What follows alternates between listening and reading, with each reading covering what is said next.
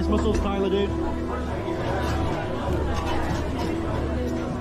I actually give a whole talk about treating our work like an athletic event. And when you see it that way, it doesn't mean you don't have fun. And I mean, having a shift drink and hanging with the people you just did battle with should never be taken away. But I mean, what's wrong with like calling that out a little bit? It almost feels like our industry is growing up a little bit. And I know it's easy to hold on to what was and to really glorify it. And I liked the School of Hard Knocks. I liked how hard life was. I felt like I was doing something not a lot of people could handle. But it doesn't mean it needs to be the norm. And I think that to have that stuff challenged, I don't think is that awful. I admit I don't look like the athlete of the day supposed to look. My belly's just a little big, my hand is just a little big, but brother, I am bad and they know I'm bad. And there were two bad people. One was John Wayne and he's dead, brother, and the other one's right here. If you just shut the fuck up for 30 seconds, you might learn something. Welcome to Plumluvfoods Live, #1 live digital audio industry show for chefs by chefs.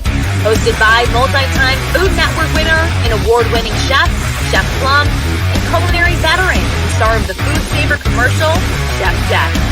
So wrap, date, and rotate because the boys are about to set your Nissan flaws. Here are the Good Brothers. Oh, hell yeah! Ladies and gentlemen, Thursday night, Plumluvfoods Live is in the building, and we are so excited to be hanging out with you tonight right here live on the internet. It's your boy Chef Plum coming at you on your sister's favorite culinary program, Plumluvfoods Live. Couldn't be more excited to be hanging out with you tonight. What a week it's been. What a fucking summer it's been. I'll tell you what, it's been a summer of ups and downs, and we are currently riding that up just like this, because rest assured, ladies and gentlemen, the Good Brothers, we have wined and dined with kings and queens, and we have slept in the gutters and feasted on pokes and beans, but we are still here, live, loud, and proud, showing you exactly what it means to come out here and talk about food in a different way, unlike anyone other in the world can do. I am joined, as always, by the legendary, the culinary ninja himself, the one and only Chef Dan. Dan, welcome to the program, brother. How are you, my friend? You are muted. That's okay. I might have to unmute you. There he is. Now I got you. Why every time I come fired up, I'm muted? Yo, I'm so excited. You had me amped up. I muted my damn mic. I don't know what was going on. I was going crazy. I was feeling your vibe. I just got so excited. All the electricity in my house started shaking. You couldn't even see it. It was just wild. I just thought I'd cut a promo for you, old school style, you know? I don't know. Yeah. Just get something in there, something different. And join us somewhere from a basement, allegedly in Saudi Arabia. I didn't even know they have internet down there. I was super impressed. I mean, it must be Verizon or something, or maybe T-Mobile, because they get on everybody's platform. You know what I'm saying? We were joined, of course, by Chef Dave, who is sitting side by side by the one only Chef Jeffy. There he is. What's up, fellas? What's happening, boys? Boys and girls. Jeffy. All ages. Oh, you got Dave sitting right next to you. You guys are together. This is amazing. I'm happy to see you all there. It does look a little bit like a terrorist video where they put hoods on people to make them say their serial numbers and shit over and over again and where they're from and disgrace America and then try to get money. First of all, America, we'd never disgrace it. These colors do not fucking run. You heard? Okay. 35157 269. Oh shit! It's gonna be a fucking Dave fight. I can already tell. It's coming. That was amazing. There we go. Okay. Well, boys, and we're gonna be hanging out tonight, telling some embarrassing stories about food. I'm excited about that because there's so many things to talk about. We are working on, my friends. I wanted to let you all know we are trying to get some friends of ours from Hawaii on the program. I want to talk about what's going on in Hawaii just for a few minutes, man. It's the devastation in Maui. It's unbelievable, Dan. Yeah, it's horrible. To think about, it's already scary enough being on an island, and to think that, the majority of the island's on fire, and the stuff they have to deal with, I couldn't imagine being in that situation. Just lives being taken away and destroyed in an instant, just like that, Jeffy. I feel bad for those people on that island, man. Yeah, absolutely terrible. I was there last year. I have really good friends who live there. The fire's super close to their house. Everyone's really scared. There's more winds coming. Some of the fires, they're only 60% contained at this point. So, prayers and thoughts and prayers, T's and P's. And lots of love. And I don't know. We should probably look this up, but there's probably a Venmo or somebody we can add money, send money to them. Yeah, we'll get that up on the screen here and on our ticker and stuff. I know where to get it. I'll look at it here in a second and send it over to Dan so we get it on the screen, on the tickers and all that sort of thing. Yeah. But honestly, it's just it's petrifying, Dave. If you think about it, man, like, your restaurant, your small business, your large hotel, whatever, in an instant, just fucking gone. Thank God, people are making it out and being okay, but still, Maui, it's going to be hard to come back from that, buddy. Yeah, definitely. I mean, there were people they had to take refuge in the ocean just to get away from the fires. Unbelievable. I saw that. That's crazy, right? Intense. And I think they said confirmed 111 dead now. Oh my God. I think it's probably even more than that from what I've heard. Yeah, I've heard it's going to be in the thousands. Wow.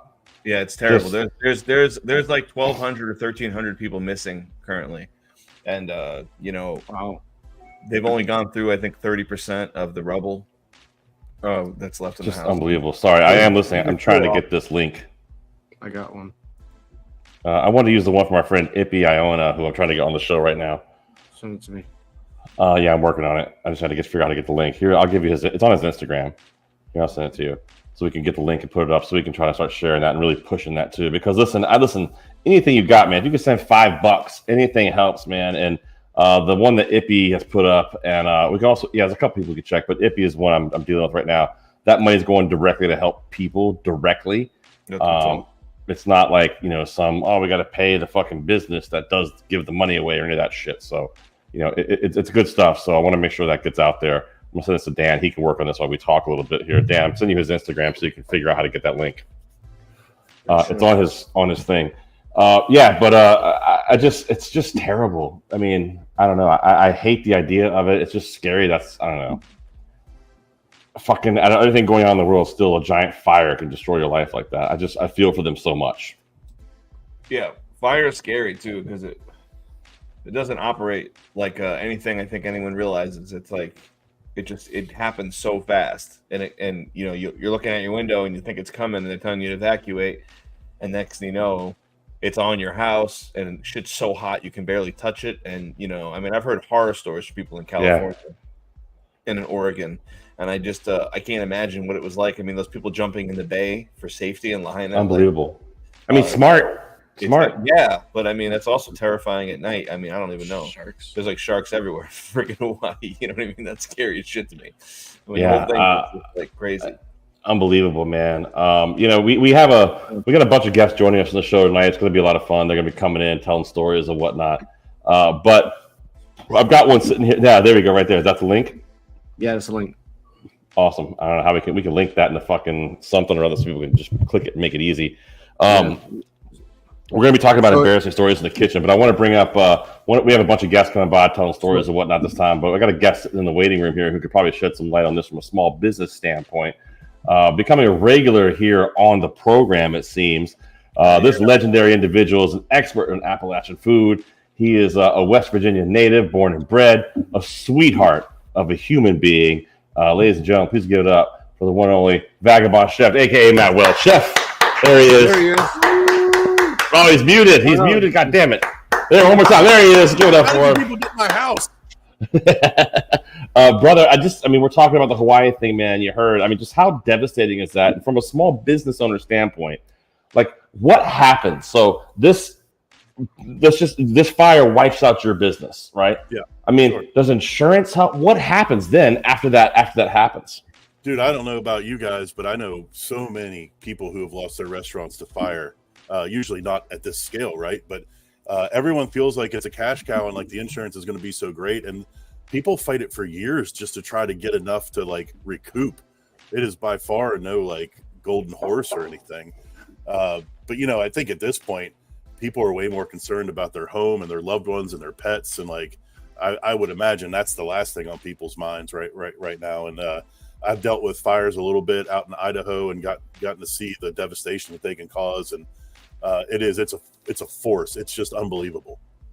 Man, I don't even know what I would think. Like, When I got married, the restaurant I was running, I got married in the Outer Banks of North Carolina, and at the time, a hurricane came and hit the Outer Banks, which then worked its way up to Richmond, where I was at the time, and it destroyed the entire downtown part of Richmond called Shockoe Bottoms. It's below sea level. It flooded terribly. My restaurant flooded fucking terribly, and I had to get rid of so much stuff. And thankfully, I was just a kitchen manager at the time, or I guess you could call me the chef, but I was a kitchen manager at the time, so I'd have to deal with all like the bullshit that was going on. But I ended up getting back and taking what food I had left, and I just started like fucking. I put a grill up outside. I started grilling food and feeding all the fucking first responders, and like just fucking.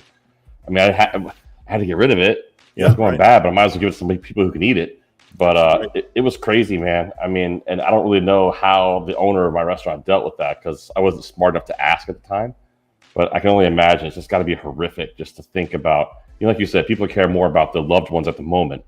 Yeah. But once this passes, it's going to be crazy just thinking about how to deal with. I feel like it's going to like settle down a little bit. Like, okay, I can breathe. Oh fuck. Yeah. And then to have that realization just strike people about, the further severity of what they've gone through and what they need to deal with. Yeah, it's going to sink in more and more. And I feel like as chefs, and it's not going to happen now. We're probably a few months out, but like, I think there's going to have to be some kind of just to bring the tourism back out there, man. 'Cause it's a whole fucking industry out there just, based off tourism, Oh my God! There's so much was wiped out too. I mean, there were so many houses destroyed, like apartment complexes and like whole kind of swaths of like village area, like town. Unbelievable. I mean, I mean, unless you've been there, it's hard to kind of like recognize and understand how much is gone. But I mean, it's I mean, there were like 10-floor buildings and like apartments and everything, and it's all just ashes. It's unbelievable.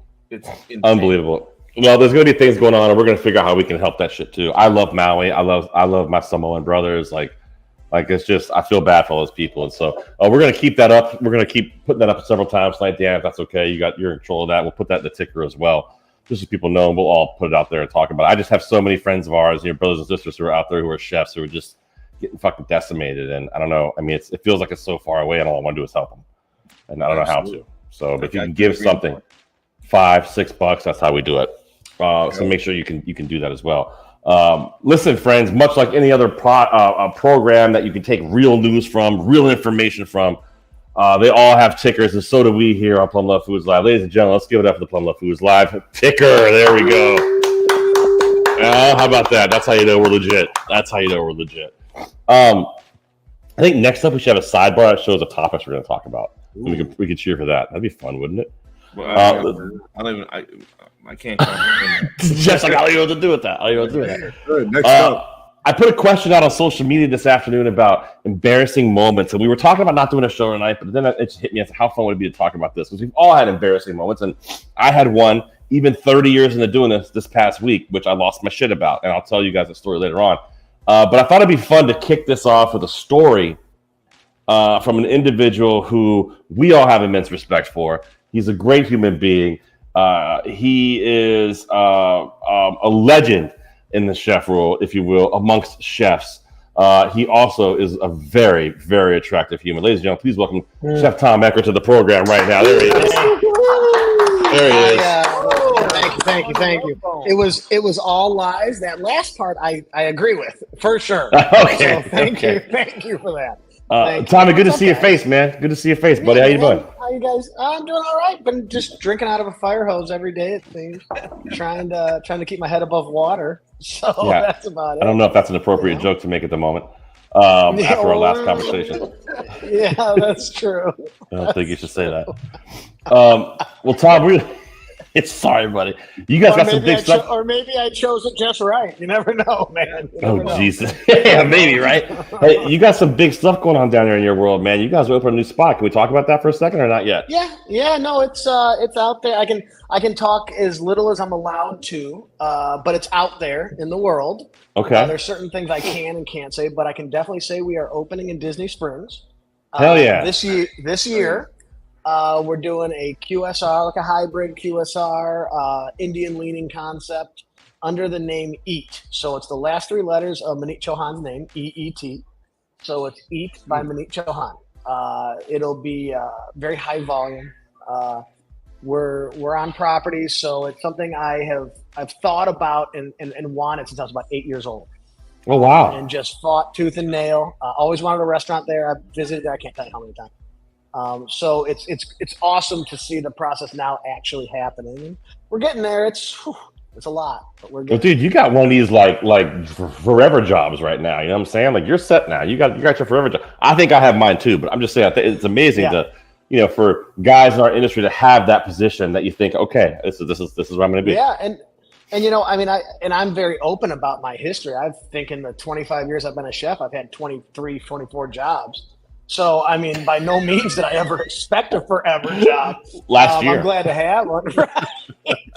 So I look back and I'm like, man, I bounced around, a year, 6 months, whatever it was, just working for different chefs. And I don't know that I ever thought that there would be that. But yeah, I think we finally gotten there. Did I see your lovely better half over there? Can we say hi to her, or is she not there? She's gone. She dumped me already, man. Oh, well, that makes a lot of sense. Like a bad half. Well, I mean, well deserved. Just turn your camera so we can wave to her. Just turn your camera so we can wave to her. No, I literally will, but she's not there. So. Oh shit! She's really not there. I thought you were fucking with me. No, literally not there. I thought I saw you wave to her a minute ago. She was for a second. Yeah, she was for a second, and then her and my daughter started talking. I was like, guys, seriously, I can't hear. You're like, you guys shut the fuck up. I'm on the biggest live culinary audio video podcast on the planet. You guys are unimportant right now. I need you to understand. Thank you. I want to point out. I want to point out how I put so many caveats in what makes us number one, because there's no other. That's why. It's all how you look at listen, Emmys is all I know, and that's pretty big 3. deal if you ask me. Yeah, it's pretty 3. big deal if you ask me. Thank you, man. We were very excited about that. We didn't win, but we got nominated. But it was for season 1, season 2. We'll see what happens. We're excited. Man.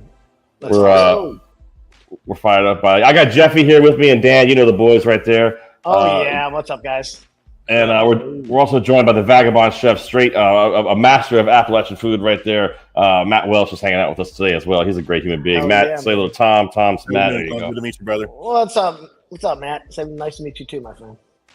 So we're going to talk tonight about embarrassing stories, and I don't know if the story that you're going to tell falls into that category as much as it falls into this is scary as shit. But when you told me the story a couple months back, my first reaction was to laugh. And I realized that makes me a terrible friend. A lot of people did. No, a lot of people did. A lot of people didn't believe it. That's the thing. Like they thought, they didn't believe it. Like, yeah, right. Like, okay. I do want to preface this that when you told me the story, the first thing I said was, "I'm so glad I'm on the phone with you right now, because I was happy that I could talk to you, like we could talk about, like you were alive to tell me the story." Right. But can you tell us that story? Like, give us the details. Don't fucking give us the Reader's Digest version. Just let it ride. I'll tell you. Yeah, I'll tell you. I mean, I'm very open about it. Honestly, I look at it almost like a PSA for chefs and restaurants at this point to know how quickly something could change. But so we were doing a chef dinner with a pretty well-known Indian guest chef. It was a great dinner. Had multiple courses, and we're coming towards the end of it. And I was making fun of one of my chefs, and I to this day I think I should have beat him. But I told him I could beat him in a speed race on eating the dessert, because the pastry chef who was there kept telling us how he should be James Beard winner, and I just I can't have this. I should be. Okay, man. So they had all these fancy garnishes, and it was all over the place. So we came up with this idea on who could eat it the fastest. Right. Let's take a video of it. Let's make it an Instagram. Let's be a whole thing. And there's maybe 60 people at the dinner. It's a pretty big dinner. And we grabbed the desserts, and part of the bit was to just take all his fancy garnishes and just huck them on the floor, right? Just to get him going a little bit. So we take it and go, we don't need this. What were some of the garnishes? What was the garnish? Oh my God. He had like this crystallized, encased leaf of some crap. He had some chocolate other thing. I don't know, man. I mean, listen, I know molecular gastronomy enough, and I know that I didn't want to eat it. Okay. We just thought it was funny to mess with him. But he spent time really perfecting these garnishes, and kudos to him. The guy's wildly talented. We just thought it was more funny to be on Instagram throwing his garnishes aside. Right? I love it. Yeah, I know. How terrible is that? Right? Yeah, you're an awful human. Yeah, I know. That's why we love you. It felt right. So he made this. It was a take on a mango lassi, right? And it was a like a mango lassi mousse cake, yay big, had the cake, had the mousse, was covered. He airbrushed the whole thing and faded it. It was a whole thing.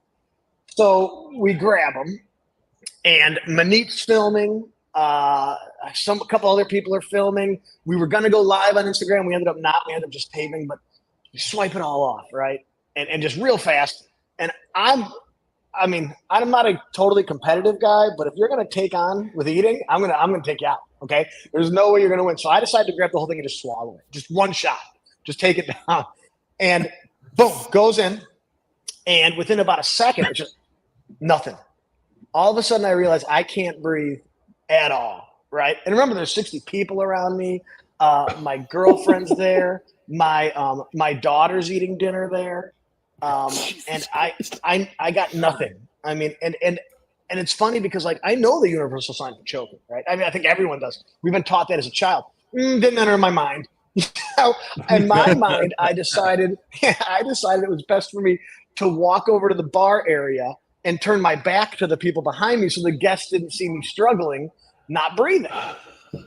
So I walk over there. And I'm choking at this time, and the chef I was competing with was next to me, and I'm like, come on. I'm kind of waving him on. I'm like, I'm trying to talk. I can't get anything. And I got a little bit of word out, but then it went all the way down, right? And I just like down to there, right? So as I got to the bar, I start just kind of going like this, dude, just hit me. Like I'm trying to show him what to do. And he's looking at me all confused. How many minutes, how much time has passed since you swallowed it to now? I'm going to wrap into that because I only kind of know it from what the doctors told me. So let me circle back on the time because I don't really know. I don't know. It didn't really work like that in my head. Yes, doctors are coming, fellas. Just wait. Yeah, so it gets better. So I'm there, and he's doing the Heimlich on me. Nothing. Okay, there's absolutely nothing. It's not moving. I look next to me, and I look the other way, and this is true. I said to myself, "There's no one who can help me here. It's just not. There's just not." And in my head, I said, okay, well, if I'm going by choking, I guess I'm going by choking. And I remember thinking, like, I just hope my daughter's not watching, So during all this time. Do you feel the room closing in? Do you feel the blackness kind of coming in? Like you feel like. Oh, yeah, you definitely start feeling unconscious entering your system. Yeah, you know that like things are becoming a struggle. And if you don't find help fast, that there's no way you're going to survive. I mean, you just know it. Like you just feel it in your bones. So during these moments, my daughter and my girlfriend are eating the dinner, and my girlfriend Delia told me that about a minute went by where the one chef was trying to help me. Okay, and she thought I was messing around and kind of like making jokes and just goofing around because I mean, as you guys might know, I goof around a little bit. And then she realized, no, I think there's actually a problem. Well, the people across from her were travel nurses. Just by some dumb luck, they were at the table talking to her all night. They come up, and I see them kind of come up, and I can hear them talking to me. And at this point, I don't know anyone's doing Heimlich on me. I can't feel anything. I just am there, right? Kind of floating. Have you passed out? Have you kind of passed out? I'm still conscious. I just can't feel like apparently they were just tearing on me, and I just don't have any recollection of that part. So at this point, that went on for about 30 seconds to a minute, and from what I've been told, and then I just hear in my ear, he's turning blue. Okay, and they said, sit him down, lay him down. And after that, I was out like a complete light. I have no recollection. And at that point, I was told that I was out on the ground, completely purple for about 3 minutes. Oh my fucking God. It was getting close to 4.5 to 5 minutes, and brain damage starts at around 4.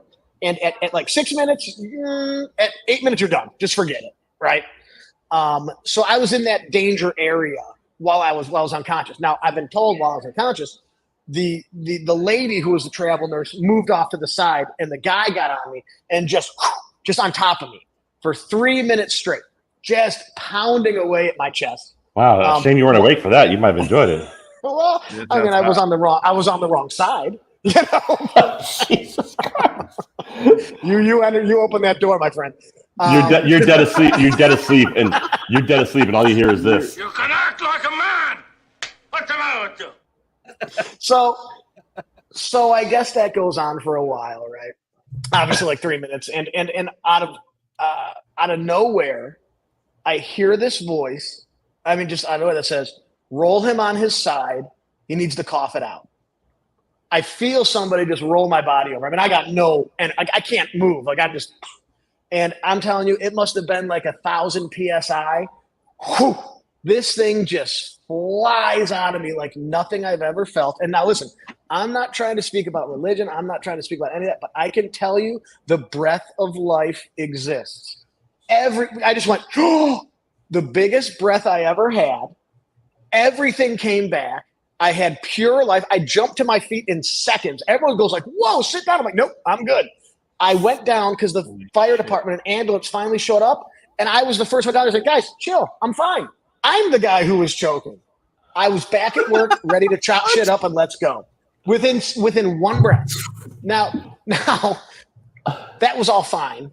Obviously, there were some effects that lasted emotionally after that, just evaluating life decisions. Your poor daughter. Well, we're going to get to that in 1 second. Yeah, but don't be an idiot. That was one of my life decisions. Make sure you're good advice. Right. The first thing we did is get set up to train managers in how to deal with this, because honestly, none of us knew. If there weren't travel nurses there, we would have not had a chance to come out of this, because the ambulance didn't show up fast enough. We got those D-chokers off of, I think we got them from Cintas or something, but I think on Amazon, it's like a reverse plunger where you can just pull it out. And the best thing the best advice I can give about this situation is that this whole thing can change in seconds. And I cannot stress that enough. You can go from having the time of your life to this in seconds. And was it embarrassing? Of course it's embarrassing. I have people come to cooking classes and go, "Oh, thank God you're alive." I have people remembering me saying like, "Oh my God, we were there at that dinner. We're so happy you're there." And you feel bad because of their experience. You feel bad because it's kind of like, Jesus, what you feel bad. We're glad you're alive, you dumbass. Well, I appreciate that. That's what I said. It's amazing how much you internalize it. I'm sorry for your experience. I'm sorry that I almost died and put you out. You feel, but you do. It's weird. It's weird because you feel that way. And my daughter. I want to show. Oh, go ahead. Tell your the daughter part too. My daughter and my girlfriend, when I got up to my feet, I once again I had no awareness of anything. I turn around and they're just next to me, just bawling, and I take my daughter out of the room. I sit to her and she looked at me. She goes, "You were dead," and that was like, whoo, and that just changes your, mentality of don't be an idiot. Well, we actually, it's funny because we actually have audio and video of what was going on inside of your brain when this happened, just so you can see it. I'm going to play it for everybody. Happening, man. This can't be happening, man. This isn't happening. That sounds about accurate. You definitely though, you realize that it's over. And Tom's reaction when this all happened, this was Tom's reaction. Do you like hot fudge sundaes?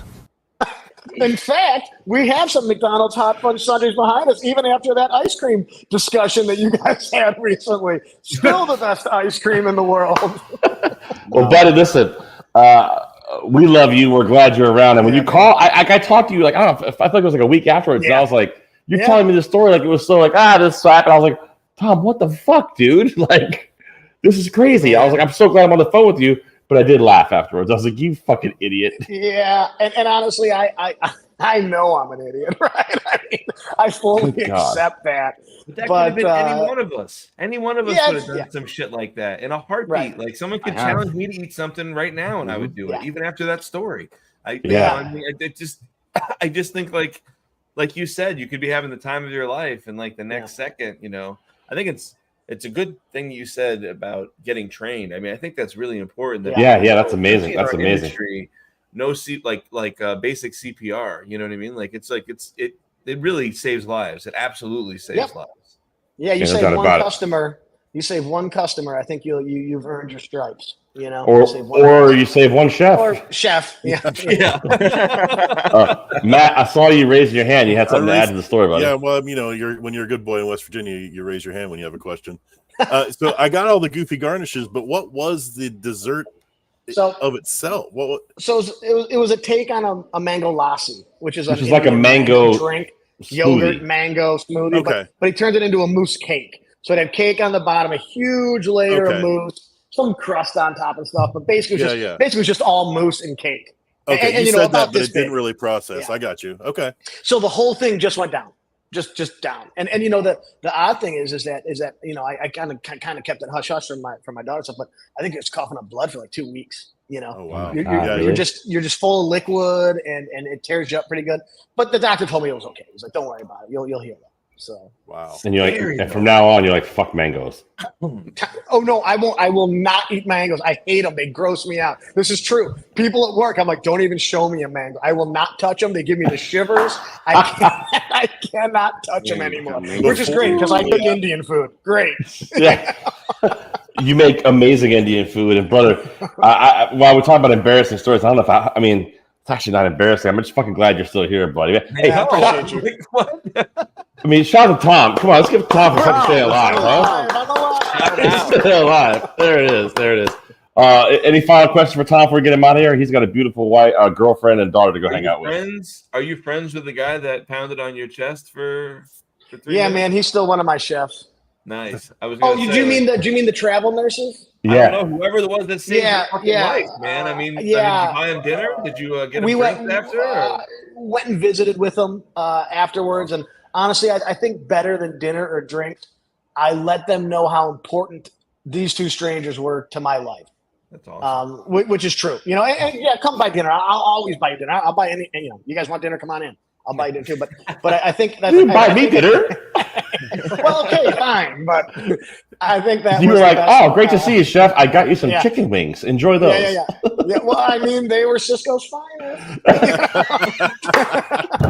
I'm kidding. You took great care of us, buddy. Listen, we appreciate you, man. We're so glad you're fucking here, and we joke about it, but brother, seriously, like, glad you're here. That's a fucking terrible story, but look, I mean, you cheated death. Like, this is some shit. Like, what's that movie called where the fucking they cheat death constantly, and death keeps trying to come get them? Yeah, man, I'm invincible now. I'm like Mr. Burns. You know, Mr. Burns was invincible. That's what it is. Well, brother, you are the man. We appreciate you. Please tell your lovely girlfriend that we said hello. Please tell Manit we said hello. She's obviously been on this program as well. She said it was the funniest interview she's ever done because, you know, we don't really pay attention to anybody else. That's right. We don't give a fuck. You know, you always have an open door here, brother. We love you, and thank you so much for sharing that story. It's a great fucking story. And dude, I cannot wait to see your ass again. Looking forward to it. Yeah, man, let's go. You know what? Get out here. Let's do some dinners. You know, I want to. You know what, man? I think we're gonna make that shit happen. I think this winter. I'm still in the Hamptons right now, as you can see. I gotta get through this fucking summer, and then we're gonna make it happen. Yeah, or come to Orlando. Let's do it in Orlando. Even more fun. I'm down. Let's do it. Go. That'd be great. Let's do it. I love it. Release the hounds. I love that. I've always wanted to cook at Disney. That's amazing. No, Jeff, he didn't ask you. I want to come. What do you mean? Yeah, it's me. Me and Dan are going. Life partner. I'm gonna bring Dave's gonna help. I'm gonna bring Dan. We're gonna do a good job. Damn, man.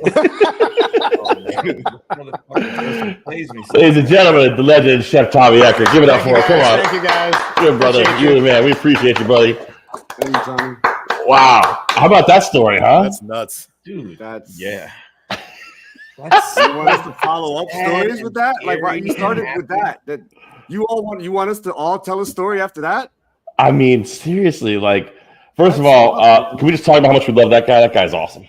He is amazing.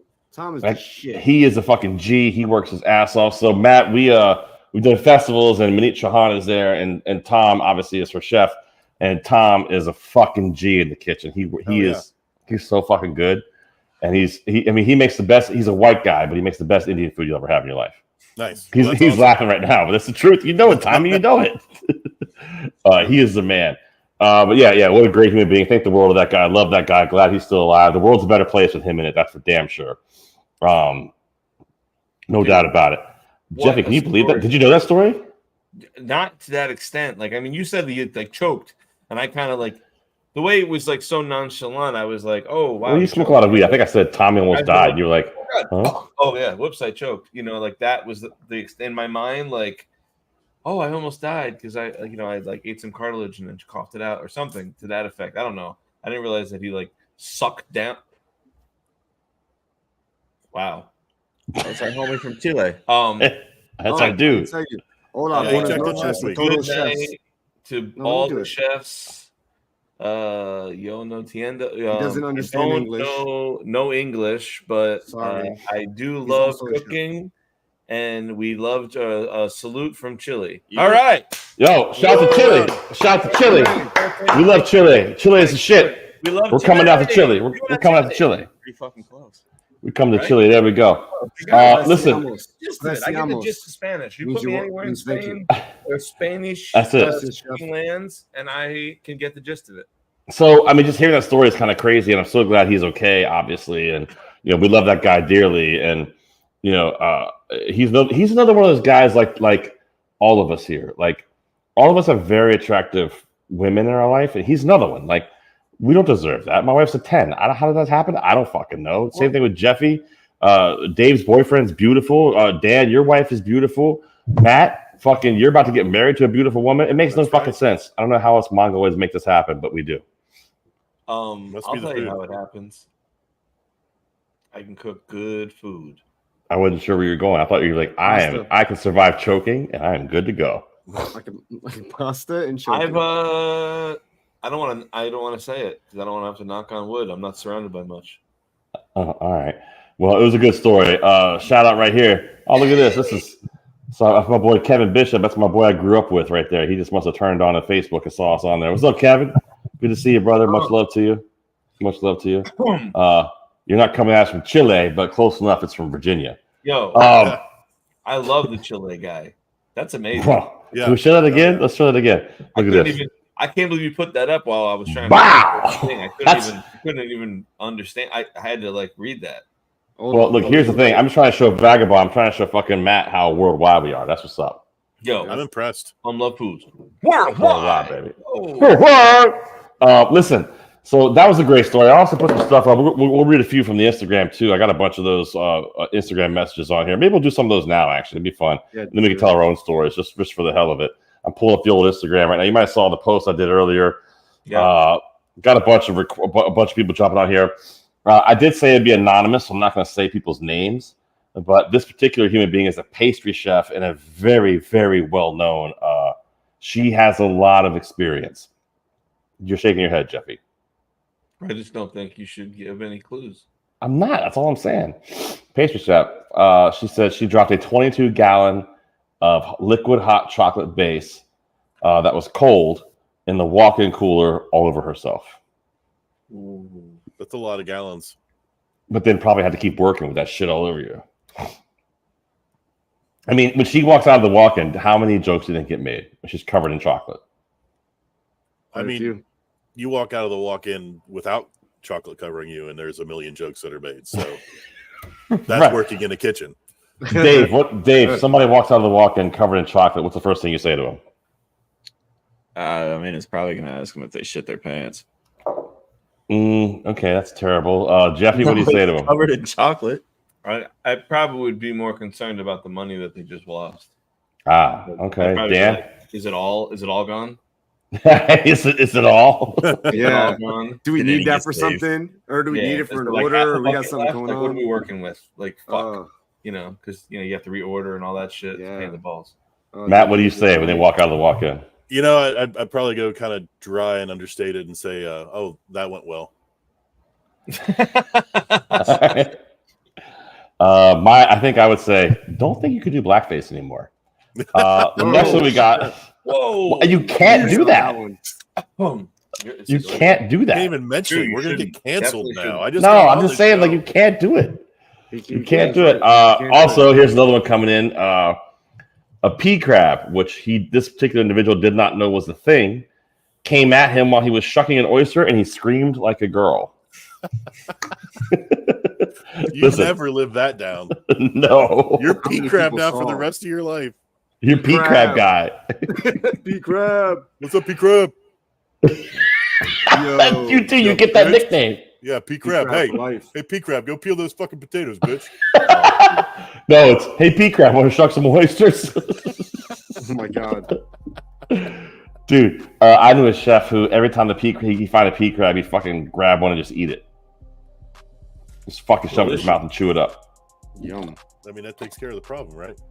I guess it's kind of disgusting. I know some people that's their answer to every problem. Is that it? No matter what it is, just put it in your mouth, fucking chew it up. Oh, right. Okay, here's another one coming in, talking about things that are embarrassing that's happening in the kitchen. This individual made scrambled pancakes. Mm-hmm. Okay.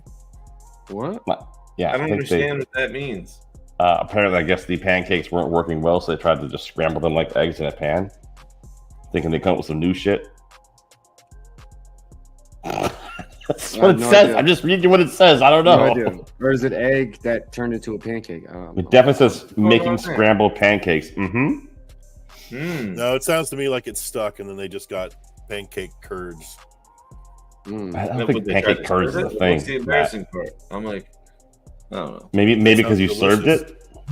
It would kind of look like funnel cake. That sounds like a. All right.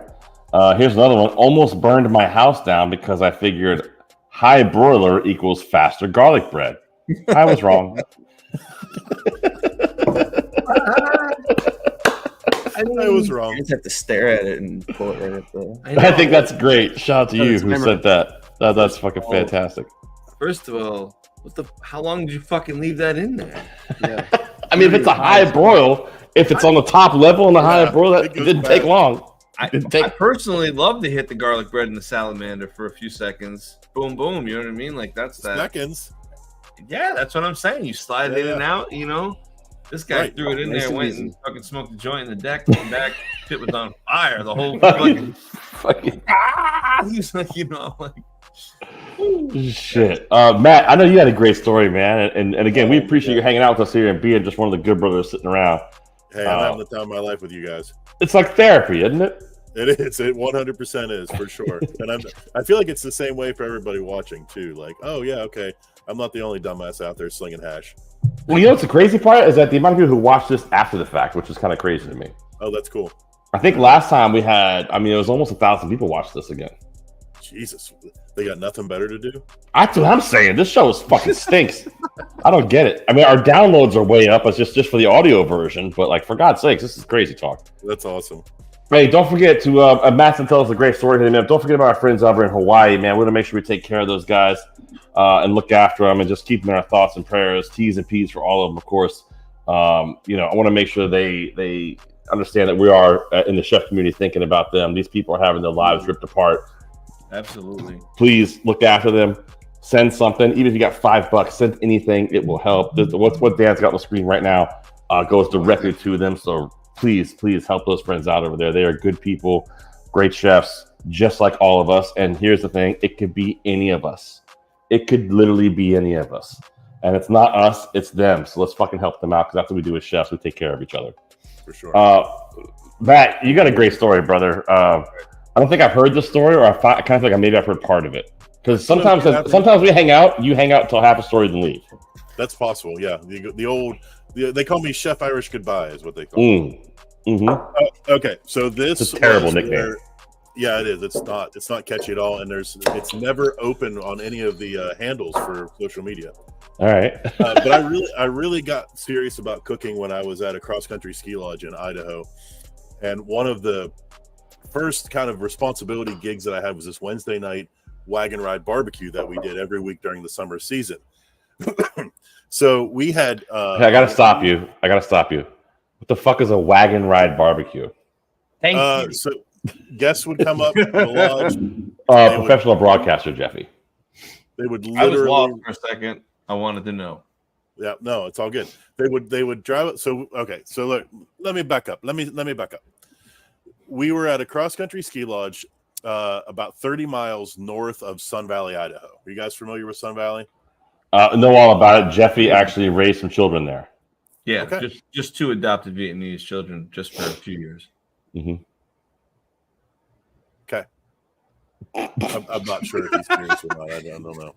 Yeah. Doesn't matter. Nothing Don't question it. That's what he did. It's his family. All right. Just So guests would come up to the lodge and they would literally, we had cowboys and we had horse rides, and they would literally crawl in a wagon. They do a wagon ride, and then they'd come back to the lodge and we would have a barbecue. And we do cornbread, pulled pork, and I need you to define wagon. What does a wagon mean? a wagon, like Oregon Trail, like fucking you died of dysentery. Yes, absolutely, like that. Yeah, with like a four horse team. Like this was an old mining town, like in the middle of nowhere in the soft. I just want to show you Jeff's face. Holy shit! I didn't believe that still existed outside of film. I mean, it wasn't like it was done for tourism. It wasn't like they were on. Okay. You had. Did they call you Cookie? I was like, no.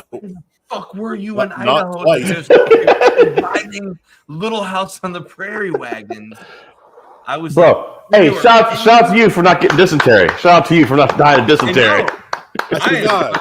I'm thoroughly impressed with you, Matt. Your wagon wheel has broken. Ah, fuck.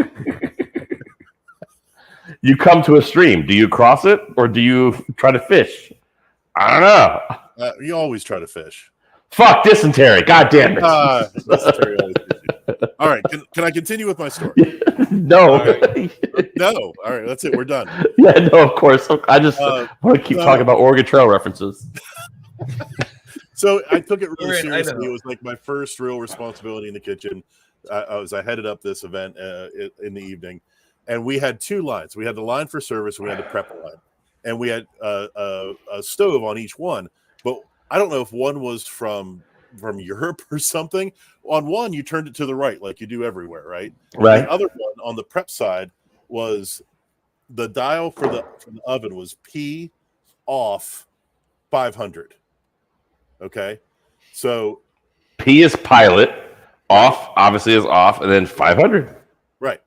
So the one on the line for service was you turned it. The pilot was always on, and you turned it at the lowest setting and then cranked it up. Okay. So this one was the reverse direction, counterclockwise, and it went from you kept it on off, or maybe you kept it on P. Anyway, point of the matter is, I'm feeling a lot of stress because I'm still pretty green. I'm trying to execute this dinner, get things going, and I go down to turn on this oven, and muscle memory has me turn it to the right, which turned it to off. Okay. So I immediately turn it back to the left, and I go past P to 500. So it's at full blast, and we cooked with propane there because we were off the grid. Like we Right. had electricity, but we had a propane tank, and so I turn it to 500. And I think, I wonder if that quick turn unlit the pilot light. And I get a stick lighter and I get down underneath the oven and I reach in and I go click, click. Hey, this is a really bad idea. Click. Oh no. Whoosh. Oh, ball of flame comes out. Behind me was this like 500-pound butcher block table. And somehow I rolled backwards but did a U-turn, and I ended up with my back steam jacketed kettle next to the oven, and I had my hands over my face. And the line cook working saw it happen. He said, I didn't know a guy that big could move that fast. And I've got my eyes over my face, and he says, are you okay? And I said, I don't know. And they're like, okay. And I'm like, I'm going to take my hands away from my face. I took my hands away, and I was like, am I okay? Like, what happened? They're like, you look okay. Then I tried to open my eyes. And I had to pry my eyes open because my eyelashes had all melted together. Oh yeah. Oh shit. And I'm left eye dominant, so I was looking into the stove with my left eye forward, and this whole side of my face was like sunburnt from the fireball. Wow. Okay. First of all, shout out to you for knowing what your dominant eye is. That's awesome. Dave knows his too. Unfortunately. It's because he's got one that doesn't work, but that's how that works. Oh, I love you. But I had no idea that was a dominant eye thing. Yeah, everyone has a dominant eye. Usually they're same eye, same hand, but I'm off. I'm right-handed, left-eyed. Wow. Okay, so you burn your face off, you melt your eyelashes together. Yeah, I looked then like what happens? Billy Joe from Green Day. Like my eyelashes looked like eyeliner; they were completely gone, and like this half of this eyebrow was gone. My nose was super red. Like the next day, it looked like I had a horrible sunburn on half of my face. Wow! And I went to the bathroom and rinsed my face off with water. Came back out. I was like, okay, let's get this dinner out.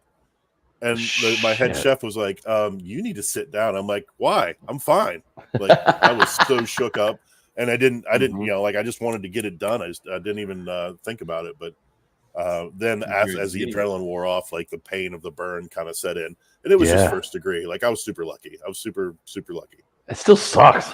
Dude, yeah, it was embarrassing. Also, here's a funny thing. I had just that week shaved my whole beard and my whole head. So I Thank had God. no hair. Yeah. Thank God you were okay. No, I'm not gonna make that joke. Did they call you Fireball after that? Were they like, oh, No, here comes old Fireball? No, his nickname was Old Pilot Light. Pilot Light. That would have been a good one. They didn't call me anything. Hey, Pilot Light, cut these potatoes up. You and P Crab. Go mop crab. Hey, P Crab's back there peeling potatoes, so you go back there and cut them up, Pilot Light. We need a squeegee sharpener. Go find it in the basement. Oh shit! Hey, can you empty the hot water machine for me? Go to the basement and grab the chicken choker. That was my favorite. Yo, shit. Well, look, thank God you didn't burn your face up. Listen, I gotta give you a round for not burning your face off, huh? And taking it and getting back to work. There you go. Get right back to work. Good job. There you go. Way to go. Jeff, it really pales in comparison to Tom's story. So yeah, we started from the top. Tom almost died. Yeah, and like, you had. I would have just looked like Ghost Rider. Not that big of a deal. I mean, that's not a bad look though. Yeah. Let's see if we can get. I don't know. Let's go, Dan. Can we go to you? Is that okay or no? Yeah. I just have to decide whether I'm doing a life-threatening. I thought this was embarrassing. Everybody's gonna die. Yeah, I know. Everybody's dying. Yeah. Lighten up for it. All right, let me light it up. All right, I'm gonna light it up then. I'm not gonna almost die. So it's just a regular day at work. No big deal. We make when you make a lot of anything, we made a beef stew. Excessive amount of grease. We strained the hot grease off of the beef stew. Can we call it oil? I hate the fucking term grease. All right, oil. We can call it whatever you want. It's beautiful oil because it had all the paprika and the smoke in it. Well, you got to take it off, otherwise it coagulates and looks terrible on the containers because we do everything. You coagulate. Absolutely. So I set it aside with the ladle inside this 2-quart measuring cup, right, which I was ladling into. Set it up on the stove or on the table next to the stove. I turn around, somebody says something. The ladle catches my arm. Hot grease pours down the back of my pant leg. Hot than a motherfucker. I pull my pants down to like get the oil off my leg, thinking I'm just gonna grab my pants, right? I pull down everything. Asshole perked out. Whoa! The dude who walked in the door just as it was happening, walked right into the wonderful view in which my ass was just shining light. And everybody was like, oh, goddamn. So then I pulled my pants up real quick. And then the hot grease is on me again. So then I like pull my pants back down. So now I get my underwear up now, but my pants are down. Shit's still burning. I got this old lady talking about, oh, you really do work out. And I was like, damn, this is wild. Oh. What? Yeah. That's So good though, Dan. That's I impressive. ended up with 3rd-degree burns on my leg. Wow. And some, it was pretty. And more importantly, a potential dancing career. This is incredible. And a date. And fucking date. There you go. This is unfucking believable right here. Forever after Chef Dan was Chef. Ass of a dancer. Yeah, right. So here's what's happened. We actually have audio and video of those people who walked into the room and Dan reacting to seeing people walk in the room. You ever seen a grown man naked? Jeez, Dave. That's sad. I just spit beer all over my computer screen. So I look back at the dude. I look back like, I mean, you ain't never seen ass before? You ever seen a grown man naked? Jesus. Wow. Well, thankfully, I'm glad that your burns weren't life threatening. and you didn't have your face burned off. So, but at least, hey, did anybody throw? Listen, if I had walked in and seen that, I swear to God, I'd have thrown some $1 bills at you. Oh my God! I just would have thrown a few $1 bills at you. Let's go. No shit. No shit. That was me being a douchebag back in my hotel days. I'd be like, oh, all right, here you go. I've been out of shaking a little bit. I didn't know it was that type of party. That's what it is. That's it right there. Dave, you got these stories, man? I'm sure you got something embarrassing that's happened to you, or something embarrassing you've seen, or I mean, I know it's going to be a lot of words for you to say. But by the way, I want everyone here to know worldwide, Dave helped me with a catering this past weekend and did a fantastic job. He fucking crushed it. Hey, I was very much on the Chef Dave card holder fan club this weekend when we had a beer afterwards. Woo! And then I found out he didn't empty the fryer for the fucking catering fucking people, but Rob the rental people do it. It's okay. Hey, it's my fault. I should double checked it, but whatever. No, Rob said it was. Rob said it was fine. Yeah, Rob isn't working. Well, what Rob said. Dave, did I yell at you at all about it? Nah, I did not, because it was my fault, not yours. He called me. he called you. No, He's like, yeah, that's what it was. That's not true at all. I owned every bit of that heat. I owned every bit of that heat. Long story short, we had a big people like, what the fuck are they talking about? He was beating himself up. Look, people are like, what the fuck are we talking about? I gotta get it out there so people know what we're talking about, just so it makes sense. Fucking, I had a giant, amazing, like yearly annual party we do this past weekend. It's the bocce ball tournament and fish fry. It's a great fucking event. We do a lot of great food. And I had Dan came and helped, and Dave came and helped. It was amazing. The guy did a great job. In the end of the night, Dave emptied the fryer out, and I didn't double check it to make sure it was fully emptied out. There was a little bit of that, like you know, when you clean a fryer out, Matt, how it has like that little bit of stuff at the bottom of it. Yeah, but they don't send you the fucking like L-shaped thing to clean it out, right? So Dave had it all drained out and everything, and then long story short, when they came to pick up the rental fryer, they wouldn't pick it up. They said it wasn't fucking empty. Next thing I know, my client is down there dealing with it, and I am fucking mortified and cannot believe that I'm like, this is fucking amateur hour. What are we doing here? How did I let that happen? And I'll tell you how I let it happen is that when I went to go double check everything for like the 50th time, Dave goes, you double checked everything 50 times. You need to go look at it again. So this is all fucking Dave's fault. All right, well, fuck it, whatever. Whatever. That's not how you could be. Either way, I should have double checked. I did apologize too because I was like, yeah. All right. It's my fault, dude. It's not your fault. And then it wasn't covered, and it rained that night, so there's probably water in it too. I covered the pot, but not the fryer. I didn't see it because my fucking client had to deal with it. Oh, so I wonder if there's water in it. Even if it was water in it, I mean, it doesn't matter. If you just fucking have the little L-shaped thing to poke the fucking fryer, you can clean it. They didn't give us that. Yeah, all that aside, Dave. There. Oh, Jeffy, give us more. No, if when I'm there, things like this don't happen. I'm sorry. I didn't get to make it. No, you chose not to be there. And I'm being punished. It's your fault. It's Jeff's fault now. Well, Jeffy chose not to be there. He was invited and asked to work, and he chose not to be there. It was also my day off, but I chose to spend it with my family. Yeah, you know what I'm doing with my day off? I'm working for you. Man, I feel bad. I feel like I let you guys down. It's all right. You did. I had to leave early. So I let Rob come in and just like tell everybody what to do and shit. He wasn't even working. That's fine. I love Rob, but Rob is the best. Rob shit is, man. That made me feel crazy. I was like, whoa, wow. I cannot wait to talk about Rob's hands next time. Rob has like fucking meat fucking hooks for hands. It's incredible. Well, we don't talk about Rob. Rob is a legend. Okay. Listen, I want Rob to be on this program where I always invite him to come join us. He doesn't.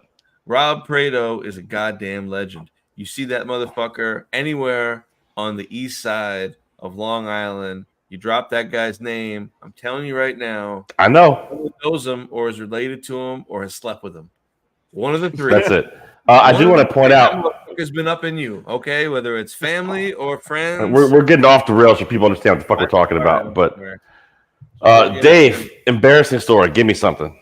All right. I was working this club in Michigan. It was a country club, and they have a men's tournament like every year, but it's like a week long. You do breakfast, lunch, dinner, and a late night snack for their poker game. So you're there like sometimes like 17 hours a day. So like the whole week total is like 93 hours. All right. But last event. And you know who was working that? My man Dave. He loves that overtime, dog. I was salary at this place. So Dave likes oh fuck you. But like the last event, you know, they do the scores and everything. There's a huge dinner after, but there's kitchens all over the property, and then there's areas where we're putting food out. So I grab a dishwasher. I got to load one of the golf carts up, and this golf cart looks like it looks like as if like a hearse was a golf cart, or a golf cart was a hearse. It has this big metal black box like welded onto the back of it. So you like load it with trays, load it with food, and like shut the door, take off. I'm going through, and then there's like a bunch of like reenactments going. Oh yeah, for some reason, like the last event, they have like these Revolutionary War reenactments throughout the golf course. Fuck if I know, right? So I didn't ask. I was like, that's wild. So I'm just not sure. I really know what the fuck the story is. I think I'm lost already. Yeah, I'm getting there. So like flying back and forth all day, everything's good. And like one of the things I didn't notice is like this war is actually moving. Like it's not just staying in one spot of the golf course. So I get to a point where there's just a bunch of golf carts and I couldn't like get out. And I'm like, I got to get this fucking food for this house because they're about to push it out for another event. So I go in and I'm like weaving through golf carts. And then a motherfucker, dude, he's dressed like a British, like fucking revolutionary, like back in the day soldier with a torch, an old one, like one of those big sticks with fire. And he's going, no, and I'm like, what the fuck? And I look over and there's a goddamn cannon. He said there's a goddamn cannon. And the dishwasher looks at me and starts screaming and hugs me. And I'm like, no, get the fuck. And I like have to throw it in reverse, but I can't see behind me because it's a big fucking black box. No windows. So I just start going. I don't give a fuck. And I feel I'm hitting shit. And it's golf carts. And I'm like just pushing them. And then like all the caddies are like pissed. And then all the valets super fucking pissed. And the members are fucking pissed. And then like before I can even get clear, the cannon's firing. And we're getting hit with something. It's not a cannonball, but you fucking feel like, I don't know if it's just powerful air and embers, but like it's powerful air. But like it hurt. And finally I get out. It's and, like, powerful air. Yeah, like fucking fear tears were there. I wasn't fully crying, but I was red. And the shit was just like coming. I ain't crying, you crying. And I look over, the dishwasher's fucking crying. So like we get out. He has burned like little tiny burn holes in his dish jacket. And then I had like little tiny burn holes in the back of my collar, but my fucking jacket was still burning. So like that. And then I got out, weaved through after they shot the fucking cannon, moved on and dropped the food off. And the whole club was pretty much pissed at me for a few hours. And then they were drunk and forgot about it completely. So good old Detroit. Woo! First of all, I want to shout out fucking Detroit for having fucking country clubs. I had no idea. I mean, I had no fucking idea. Shout out. Hey, Detroit also has one of the oldest yacht clubs in America. You can't have a yacht club when you don't have an ocean. Dude, we got our lakes are oceans. That all right, It's a fucking lake. Yeah, but it's a great lake. All of them are big. You ever heard the song about Fucking Edmund Matt. Fitzgerald? That's Superior. Took that whole boat down. No one's going to acknowledge what Matt just said. He goes, yeah, but it's a great lake. That's exactly right. Exactly. Well, Dave, I'm glad that you didn't get shot by the cannon too much. You only got shot by the cannon's powerful air. Because it was loaded, dude, but it was like a blast of air that like punched you in the face. Does that make any sense?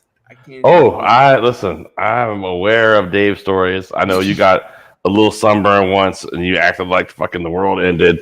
So I have a feeling like this air fucked your world up when it hit you. In front of a fucking cannon, bro, and let them light. Like this air was some serious shit. And it hit you and you were like, even though had that air had a bullet in it, I'd be dead. No. like a truck stop hand dryer.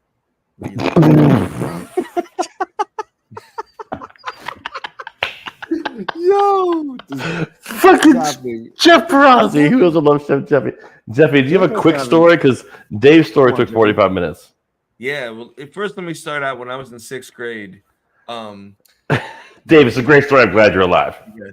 No, I have a couple pretty embarrassing stories. I guess one was I was like a new chef in Sag Harbor of this place, and it was like the second time I was like the kind of head chef of a place, and I was training some people how to do shit. And they probably knew already how to do it, but I'm an idiot, and I always like over explain everything. So I was back there, and I'm showing them the striped bass that my friend had caught, and I'm like, I gut it, and I'm like showing them how to, clean it, and then I'm like, we're gonna scale it, and I'm actually, I think I scaled it first, and I was like, hey, you got to be careful of the spikes here on the back of the fish here. Oh, the striped bass. Yeah, I was like, you have to be really careful of these right here. So can we just talk about that for a second? Because maybe the rest of the country doesn't understand. Sure, a striped bass is like any bass, big mouth, and it has like a Hershey kiss shaped gill. Back, like a what's it's that? A fin. Fin? Like what would you call it? It's a fin. Yeah. Yeah, and it's like on the fin. There's probably, what do you think, like 6 or something spikes or 8 spikes, something like that. Yeah, but most fish have that. It's not it's not like exclusive to a fucking bass. Are gnarly, and when you get them, they don't want to come out. They're like, they get all in there. I still have this exact. I kept it in my finger. I've never gotten it taken all the way out. It's like a little. Reminds me of an ex-girlfriend. In my finger still. Wait, hang on. We might have missed some gold. Matt, what'd you say? It reminds me of an ex-girlfriend. Yeah, 100%. Still got a bone in her? That's no, you got lodged in there. I couldn't get it out. Just Jesus Christ! All right, that's dark. So Jeffy, you're cleaning fish. Oh my god! Anyway, I was cleaning the fish, and I'm looking at these kids, and I'm like, "Listen, guys, when you're when you're scaling, you got to be careful of these bones right here. When you do this, you don't." And I'm looking at them as I go to swipe it, and then I fucking bone the shit out of my fucking hand in front of them, like I mean. Worse than I've ever done it in my whole life. Like I was like a brand new person who'd never scaled a fish, and then they were all laughing at me. And they're like, "Oh, chef, like that? Oh, we have to do it like that? Okay." And they were like breaking my balls as I'm like bleeding, and I'm like, "Motherfucker!" And I'm like pulling shit out of my hand, and and I saw this one lot. I mean, it was. I'm telling you, when I say I got it bad, it was like I ran my hand across the fucking all the back of it, and like they were all. God damn, that sucks. Oh, it's fucked. How do you clean that? But I couldn't get this one out of my one finger. How do you clean that? I don't know, man. Most people blame vitamins whenever I tell a story, but I don't want to blame vitamins. I just think I'm in shack ass sometimes. All right. Well, listen. Well, Jeff, I'm glad we had to get your hand amputated from bacteria from a fish. No, come on, man. Fucking Wolverine over here, I would like to take my knife and try to pull that bone out for you one day. Yeah, that's true. I think it's there for life, bro. Did you guys ever part of who you are in the kitchen that like from other people that you didn't get until like for a while?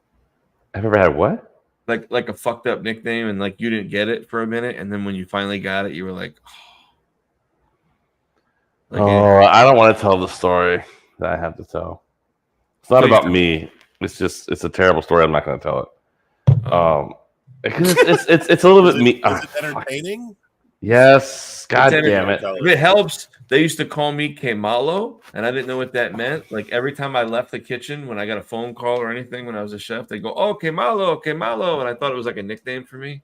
And then I realized that it was because I burned something every time I left the kitchen.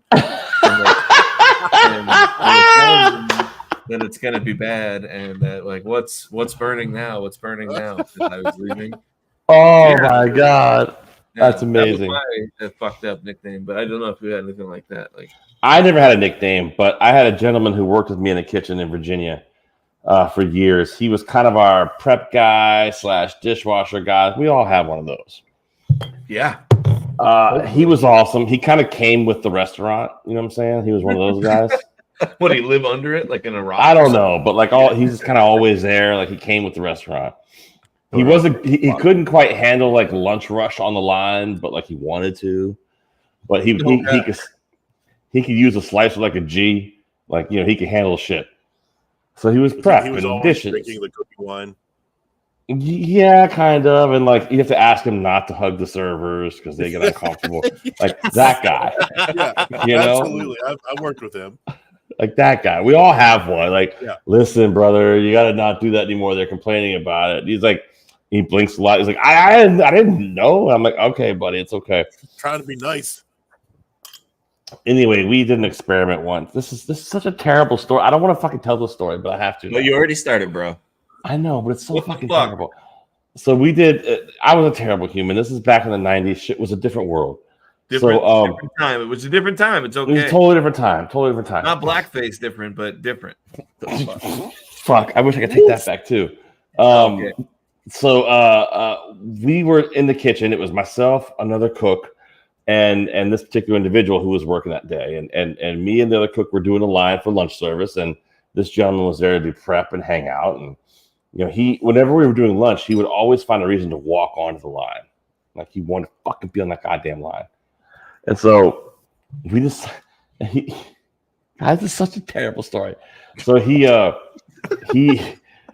would come on the line and we kept talking about like, man, like he would try to like mimic the things he would say. Right. And so we thought can we just start saying a word to see how long it takes I almost said his name, to take this particular person to start saying that word as if it's like a fucking like part of the vernacular. It's just like a real thing. So we just started saying the word rhino out of the blue. Like we would just be like, oh, you gotta rhino that shit. You know, like, oh, fucking fire, blah, blah, blah, hit that shit on the rhino. Like we would just say rhino. For like 2 hours we were doing it. And this motherfucker comes up on the line and instead of saying behind you, when he's bringing some fucking shit to the line, he goes, the rhino's coming through. And I fucking lost my mind. I was like, we're terrible fucking people. We're terrible people. He was like, the rhino's gonna come down the line. And I was like, oh, he's blinking and doing this whole fucking hand thing. And like he was shaking his hands too. Like oh god damn it. It's just a terrible story. People out as it comes through. Bro, he would like smack you in the back. He was like, okay, all right, the rhino, and he would come through. Bro, Was he an ass slapper? I don't like those. No, he would smack your shoulder though. Oh, okay, good. I don't like And the then when ones that are like, hey, good job. But then when you get in for your shift, he would act like he was gonna spear you. Like he would be like, oh, Chef Plum, and he'd get all down like this, like he's about to spear you. And I was like, whoa, easy, brother, easy. He's like, the rhino is here. That went off like a month. Gonna shoot a double leg on you? Oh, yeah. And so he ended up becoming his first name, the Rhino. And I'm not gonna say his name, but that became his name. We call him Tommy? Tommy the Rhino? Okay, Tommy the Rhino. And Tommy the Rhino would always work, and he was always there to do prep, and he was always there to do dishes, and he was happy to do it. And then you'd ask him not to hug the servers, and 2 weeks later he started hugging them again. It was uncomfortable for everybody, but it was the 90s, so no one complained. It was the worst. Did he live in a van? It was embarrassing. No, but he didn't have a bike. I bought him a bike for Christmas, and it got stolen. That's not cool, man. Nobody steals the rhino's bike. Fucking rich. You can't steal a rhino's bike. But yeah, they stole a rhino's bike. But the rhino didn't lock. Oh no, the rhino could not have a license to drive a vehicle. Yeah, could not. No. Cool. Rhino would randomly do things like this. Like we couldn't like. It was a thing. Like he had like Tourette's. It was sweetheart of him. I took him to an ECW show. He was the fucking man. Like he and I went to an ECW show. It's best time of his life. Dude, is he from Richmond? Yeah. Rhino from Richmond. I love it. I love that guy. He was a great dude, and he would work his ass off. He was creepy, but he'd work his ass off. I'm gonna make a T-shirt that says Richmond Rhino for the show. I found him on Facebook. You found him on Facebook. There you go. But yeah, that's the way. Wow, we are going late tonight. It's 11:15, man. I feel like we should probably wrap this shit up. What a fun! This is like therapy. Like I said, Chef, it's like therapy, Matt. You know what I'm saying? Oh yeah, brother. I am so happy to be with you guys. This has been a really good time. Listen, you are the man. We appreciate your time hanging out with us. Big shout out to the Vagabond Chef. If you haven't checked out his restaurant, go see him in West Virginia. He's a good brother. We're gonna try to do something with him this fall, this fall, or this fucking winter or something. Go down there and hang out. Figure it out. Do something fun. Dan, final thoughts before we get him out of here. Just keep doing what you're doing, brother. I was telling you earlier, your YouTube shit is great. I love it. Yeah. You want to learn about some real Appalachian style food? Go check him out. Vagabond Chef. He's doing big things out there. Woo! Love this guy. Fuck yeah, dude! You're like a regular on the show now, man. This is amazing, dude. Open door. You're always welcome to join us, man. I'll be here every week. You're fucking watch out. I mean, like, you know why you're good about it? Because you just sit there and hang out, and then you'll chime in when necessary. That's what's awesome. I like doing the little scud missiles, you know, like the little one-liners here and there. See, I feel like that's like a West Virginia thing that people still say scud missile. Probably is.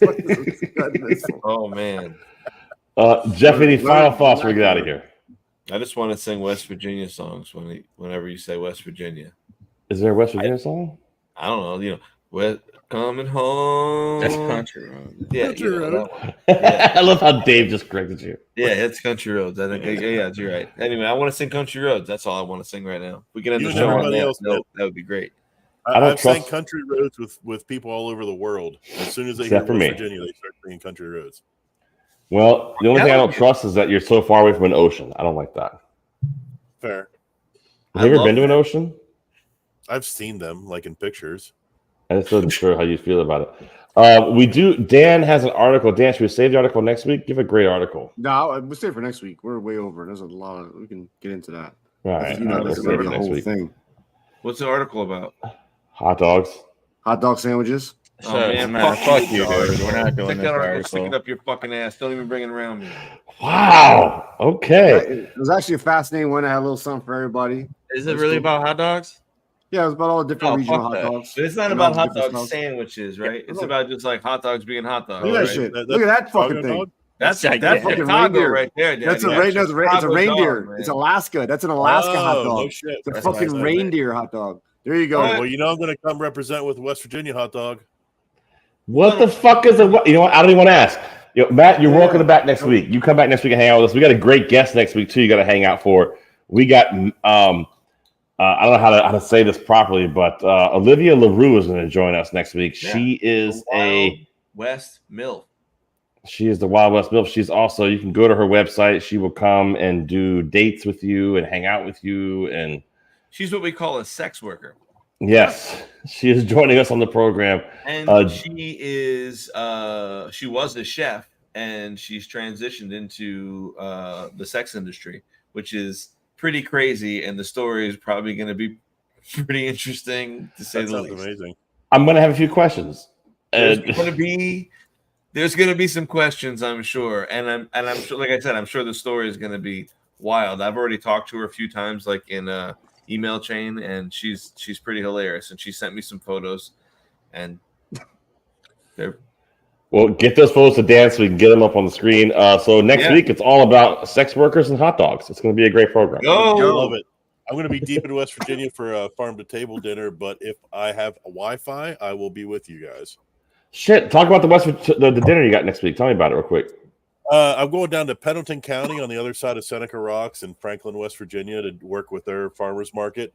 And we're going to do a family-style dinner. Are tickets still available for that or no? No, I think we're sold out. Fuck yeah. Let's go. Sold out. Woo! Yeah. This is our second year running with them. So we're going to have some grazing tables with local jams and jellies, rye bread, some quick pickles, local farm pimento cheese, smoked Colby. We're going to do pickled bologna, some maple candied nuts, my own hillock hummus, some charred crudité. For the table, we're going to do cornbread and beer bread with some different butters. I want to point out Jeffy's face right now. Jeffy's like, fuck yeah, I'm coming to that shit. He's like, I'll eat all that shit. I'll do a tomato pie. We're going to do a ratatouille. We're going to do my Grandma Mary's 3-bean salad. Let's go. A tomato cucumber salad. We're going to do a smokehouse sweet potato mash, barley salad. Wow. And then for the proteins, we're going to do like a beef roast with bone marrow, aioli, chimichurri over braised chard with roasted taters, and then a pork roulade that'll be stuffed with butternut squash, cream cheese, goat cheese. We're going to serve that over a local cider braised cabbage. And then for dessert, we're doing a maple cobbler with infused cream. So, dude, I think the Good Brothers want to come to this event. This sounds fucking amazing. Do you have a band? Come on down. Come on down. You guys are welcome anytime, anywhere. This is my dude right here. I really want to hang out in Appalachia. I feel like I don't like the ocean, to be completely honest. I like the mountains. I like being in the hills. I like seeing the fucking sun coming through the trees. Yeah. I love that. I feel at home when I'm walking in the woods like that. I really do. And when I hear music about it, I feel called to that area. Like I'm not even lying. I don't know what it is. I just want to like be in mountains. Well, careful. The mountains will take you. This food sounds incredible. What a fucking fun event, man. Dan, I'd be all in, wouldn't you? I'm all in. He kept just going. I'm like, let's go. That sounds fucking incredible. Dave, pickle bologna. You down? Fuck yeah. Can you tell us about that? How do you bologna? So freaking Walk good. Me through it. It's like a quick pickle. You put we put peppers and onions in with it, and I like to cube it up and just put all that stuff in there, man. And it's good in 24 hours, ready to go. But it adds. Is there a brine? Yeah. What's the brine? It's like a quick pickle. I don't know offhand. Vinegar, salt, like vinegar, salt, sugar. Yeah, basics. But it is so dope. It's so good. Delicious. Yeah, this is gonna be a fun gig. But I'm going down there Thursday night so we can prep all day on Friday, prep and execute on Saturday. So if I get into the area on time and I have Wi-Fi, I would be more than happy to join you guys. Where the fuck are you staying at? Do you have a hotel or are you staying at like a fucking? There's a bed and breakfast called Loafer's Glory, and it's this old like heritage pass between West Virginia and Virginia, and they have maple trees there, and they do this. They run their own spirits there, and they've actually developed this new form of where they can run like the last bit of maple sap they can no longer make syrup with. They've learned how to make fucking moonshine with it. Now they're making that and selling that, which is a huge boon to the maple farmers because they get a whole nother added benefit to their maple trees. Okay, whatever it costs, I want you to get some of that and you're going to ship it to the Good Brothers. We want to taste that shit. You got it, brother. I'll take care of you guys. Man, bring it on. Dude, that sounds incredible. Yeah. Dude, fucking Vagabond Chef's a man, boys. He's awesome. Woo! West Virginia is this untapped resource, man. There's so much cool shit that goes on here, and people just don't even know. I'm excited to learn all about it. I'm down with it, man. That sounds fucking awesome. Excited to talk chili dogs. Excited to talk this dinner. Hopefully you have some Wi-Fi out there, Matt. You can join us next week. It's going to be on sex and dogs. I can't wait. Sex and hot dogs. Throw that ham in the oven. Let's go. Let's fucking go. Let's fucking go. Hey, thanks for checking out your mom's favorite fucking culinary podcast, Plumluvfoods Live. I'm your man, Chef Plum. There's Chef Dan over here, right there. We're joined by, of course, the legendary Vagabond Chef Matt Welch right here hanging out with us. Chef Dave, there's Chef Dave and Chef Jeffy right there hanging out. We appreciate you guys taking the time to kick it with us. We appreciate you like and subscribing and all those things. Thanks for checking out the podcast. It means everything to us. We did it again. This is another one, another fun show. And by the way, there's nothing more fun, gentlemen, than doing a fun culinary podcast with no agenda. I couldn't be more happy about doing that in my life right now. There's no agenda here. We just talk food and have a great time. And I'm not saying that for any particular reason. I'm just saying that in general. It's beautiful. Love you guys. Silence is deafening.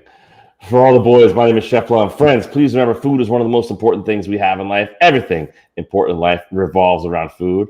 Let's make sure we give it the time it deserves. We'll see you next week right here on Plumluvfoods Live.